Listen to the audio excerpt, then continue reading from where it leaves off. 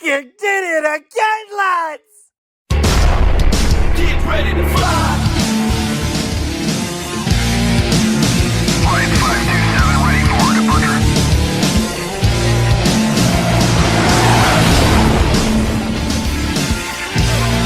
Get ready to fly!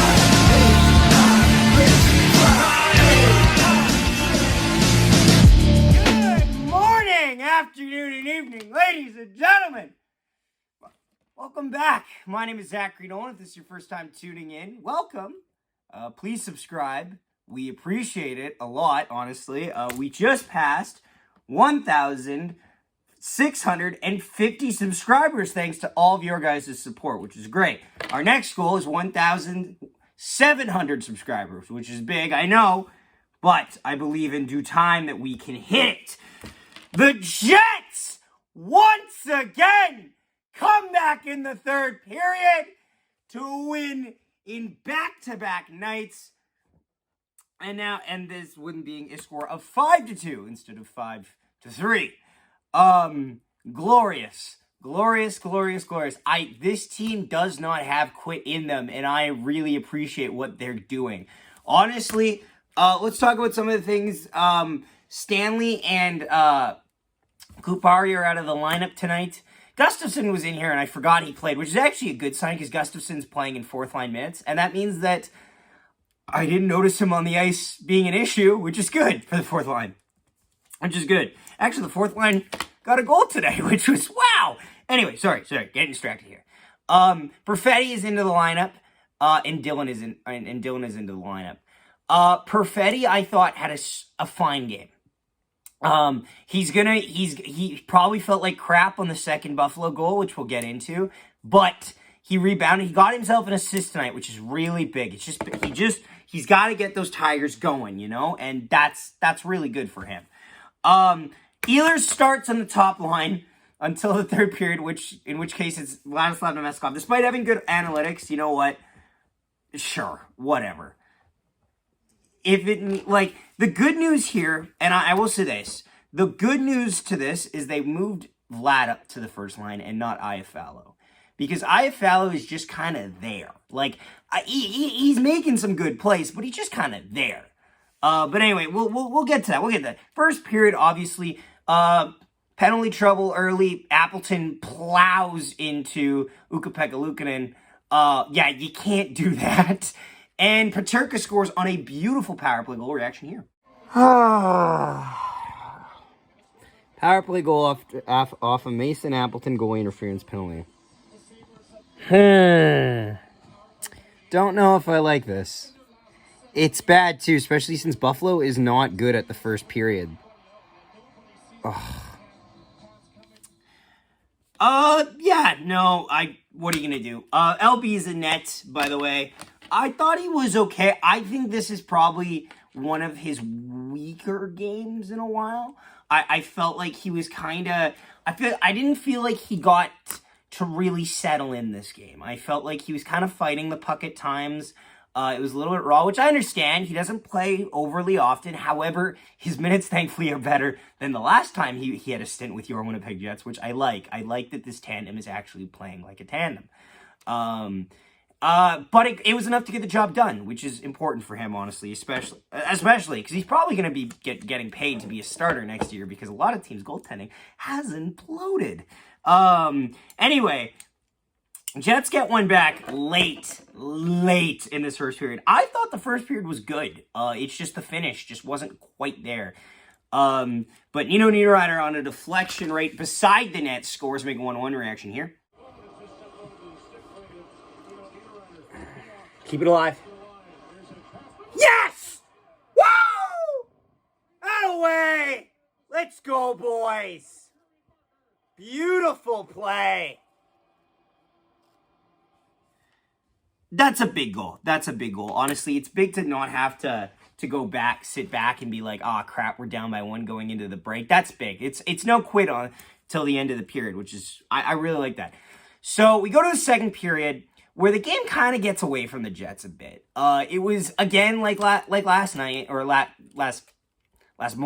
yesterday morning, I felt like the Jets were kind of fighting upstream in the second period. They had some really good looks. There was a Monahan breakaway. There were two or three 2-on-1s that they couldn't convert on.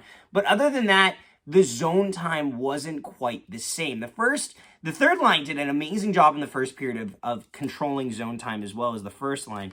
That being said, a lot of it was lacking in the second period, and it leads to Cole Perfetti jumping in the air, missing it, and then it leading to a Robinson goal, which DeMello deflects, which does not help Laurent Brossoit reaction here.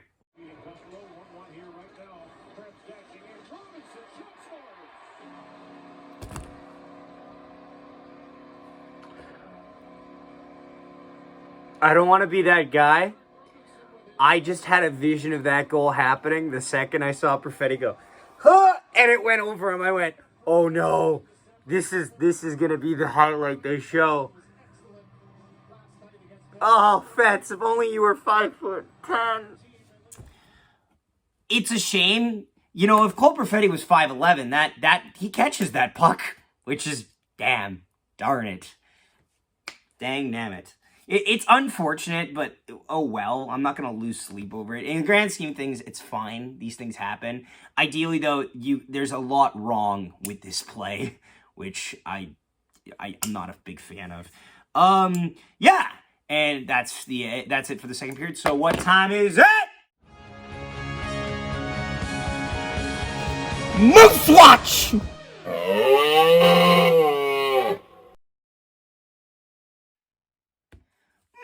Watch, and let me tell you, the Manitoba Moose are going streaking. I believe they've won now 4 straight, including, now I can say this because they played the Stars yesterday at 2, so I didn't know if they were going to win. Guess what? They ran over the Texas Stars 7-3, and then they beat them again 6-2. That's massive. Because the Stars are a very good team in the division, and they crushed them 2 straight times. And I gotta highlight this. Henri Nikkanen needed this weekend badly. He has been pointless for 37 games. We signed him as an ELC, a 2-year ELC, an ELC a little while ago. He was signed also with Daniel Torgerson, and he struggled this year. This year's been a tough year for Henry. He hasn't been able to finish on a couple plays. He's just had bad luck. Good on him. He put up 4 points in 2 games now. He had a goal to get the monkey off the back in the first game of the series, then a goal and 2 assists in the following game, which is just great to see. Good stuff to see. And honestly, it's a wonder what stable goaltending can get you. Delia has improved. Salmonen is still in the ECHL, and Milic has been money. He's been what they've asked of. He's been what they've expected and what they've needed, quite frankly. And it's just top to bottom. This team is playing great. Axel Jonsson-Fjallby has stepped up. Malott still stays consistent. Capobianco can rip up a shot from the point. Heinola is definitely helping with the development. They've had Kubicek and Golder in the lineup, and it hasn't looked out of place at all. And yeah, it's a testament. Here are some of the reaction, the highlights of those games here. Sending it ahead for Ford. He comes into the zone, drops it back, and Reichel scores! Christian Reichel rips one from the line, and it's 1-0 Moose. But it goes right to Jonsson-Fjallby. Up top, Capobianco leans into one, and he scores! Kyle Capobianco! Into the offensive zone, Capobianco down the right side for Jones. In front for Nikkanen, and he scores! Henri Nikkanen! His first of the season, and it's 3-1 Moose. What a play by the zone, dropping for VL. VL leans into one, the save made by Murray. Heinola went sliding into the net, and they score! Murray knocked down on the play. Bounces over for Beck. He'll play it back for Pouliot. His pass deflected into the Moose zone. Kyle Capobianco is there. He'll go off the glass. He's got VL into the zone. Moose managed to stay onside. Reichel in for the shot, and he scores! Christian Reichel gives the Moose a 5-3 lead with his second of the game. And ahead comes Damiani. Damiani busts by one man, sends it to the backside, but knocked away. And now, once again, Murray to the bench, but taken away by Malott. And on to Lambert. His shot for the cage is blocked by Zalotti. Lambert spinning at the top of the zone will try again, and he scores!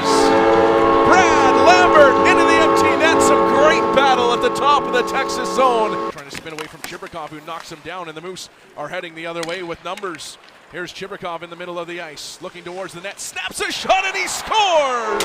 Nikita Chibrikov, a laser, and it's 7-3. Chibrikov across the ice, here's a chance for Milan, and he scores! Jeff Milan finishes it off. It's a power play goal, and the Moose have an early lead. Leading the rush, gives it back for Milan, fires the shot, rebound for Cease, and he scores! C.J. Cease, and it's 2-0 Moose. To Delby. Over for VL, they score! Jeffrey VL, and it's 4-2 Moose! Kubicek returns fire right through the middle of the ice. Here's Janssen Fjallby moving in, and he scores! Axel Janssen Fjallby, and the Moose have a 5-2 lead. Again, it just begs repeating that I'm very happy with the Manitoba Moose right now. It was a rough patch in the year that we had to go through to get to this point. But hopefully they can keep turning the season around. They might even make a trade because the Moose, they can trade AHLers. And, you know, it is Chevy, so you never know.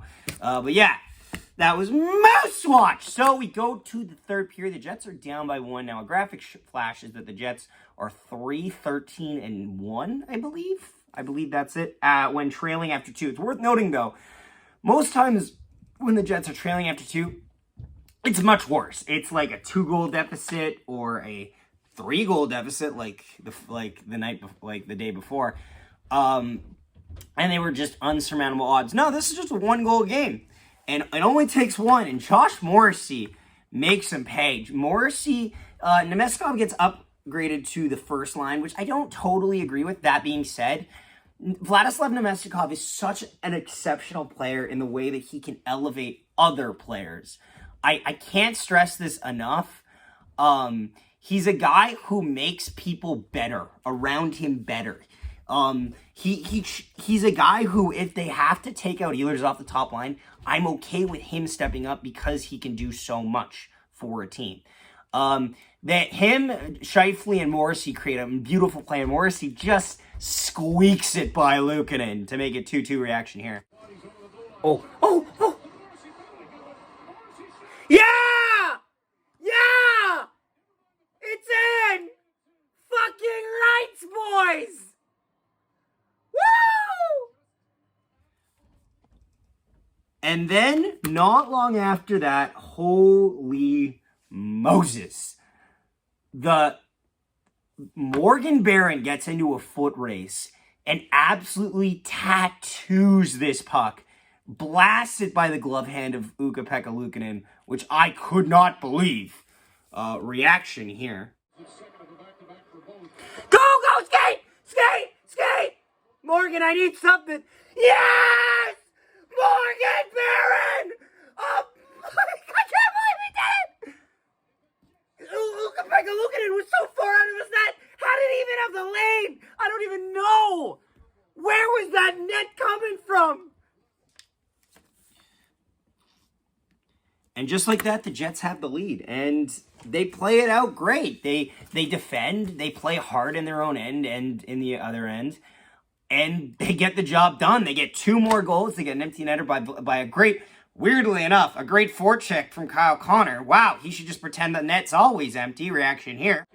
Pressure him. Oh, yeah, yes! Woo! Let's go, boys! Woo! Send him home. And this leads to a Vladislav Nemestikov goal, which is good because he deserves it. And then Sean Monahan gets the goal. Yeah. Sean Monahan, baby. Woohoo! Yes, sir. It's another Sean Monahan goal. Woo! Another empty netter. I giggled when I saw they emptied the net again because I'm like, ah, cool, get another one. And they did. Sean Monahan gets another one, keeps upping his value for the offseason. Good for him, honestly. I'm just happy. This team's great, and once again, they're back in the Central Division. They hold tiebreaker with games in hand and point percentage. Love to see it, honestly. This team could make some noise if they keep it up. We're going to talk about a little bit now. We're just going to update you on the news from the women's side of hockey. Women! Women! Women! Women! Women!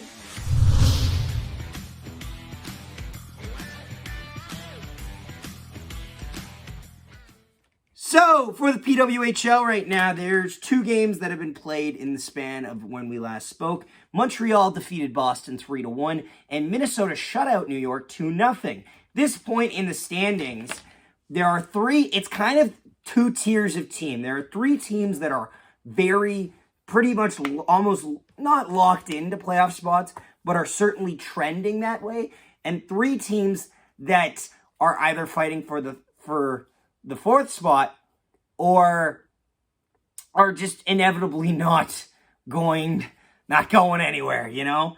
The 3 teams that are in really good spots is Montreal with 27 points in 14 games, Minnesota with 25 points in 15 games, and PWHL Toronto has turned around their season, honestly. They struggled out of the gate, but they have rebounded to have 24 points in 14 games. A reminder, a win in regulation is 3 points, an overtime win is 2, an overtime loss is 1, and a regulation loss is no point. So it is a different format, just for context. The other 3 teams that are a little bit on the outs here, granted, wins are worth 3 points, so you're never too far out of it, but there is a little bit of a discrepancy here. PWHL Boston has 18 points in 13 games. Ottawa has 16 and 14, and New York has 16 and 14. No team is ever truly out. However, I think it's safe to say that I think Montreal should make the playoffs. I think they have the best depth.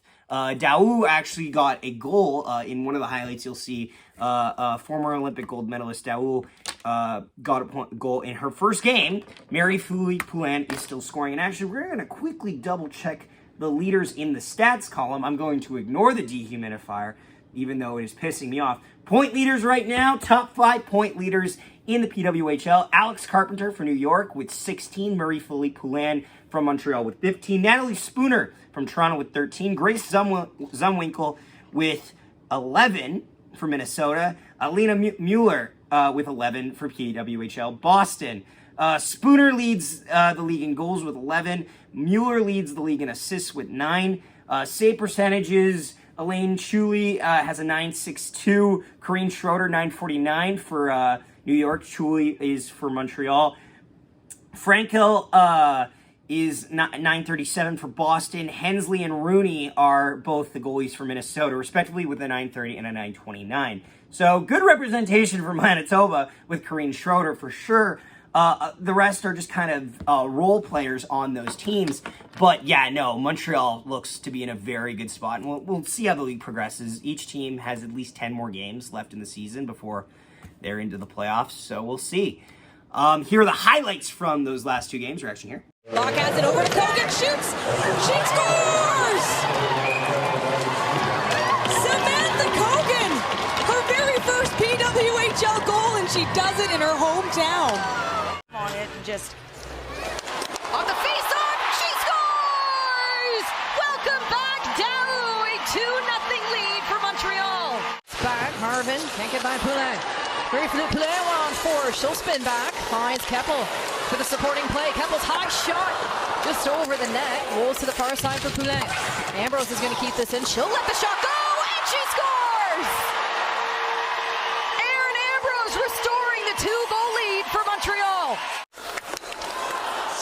Body in front, back to the point. Keppel looking for Taven at top of the blue line. On this handle, tries to chip it down low. Picked up by Melody Daou. She'll pass it to Taven, who walks in, back to Daou. The slaughter shot high, rebound chance, and she'll finish.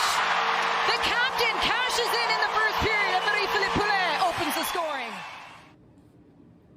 And yeah, I just want to say once again, it's so nice to have women's hockey have actual precedence. It's really cool. Honestly, it's great for the sport. I can't stress this enough. We keep hearing about very good attendances, and it's just something that continues to grow the game. For example, I'll put it this way. I'm a guy who refs minor league hockey. The strides that women's hockey has been taking, especially in skill level, even since the time when I played when I was as early as 8 years old is a great thing to see. There's been so many more teams popping up, and there's been so much more skill being uncovered. So yeah, 3 stars of the game. Well, Vladislav Nemeskov has to get the first star of this game, a goal and an assist, and just a great overall performance. Josh Morrissey gets the 2nd star of tonight's game. 3rd star, ooh, which way are we gonna go? I'm gonna give it to Nino Niederreiter. I really liked his performance tonight. I think the goal he got was huge, and I could see that he was trying to establish other. No, I'm not.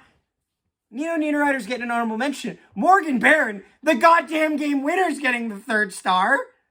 Dumb Zach. But yeah, thanks so much for watching. Let me know down below your guys' thoughts on this game, on the lines, on who the Jets should trade for, anything. I will answer any and all comments. Thanks so much for watching. Please leave a like and subscribe, and we will see you next time when the Winnipeg Jets host the Seattle Kraken. Nikolai Ehlers chips it through.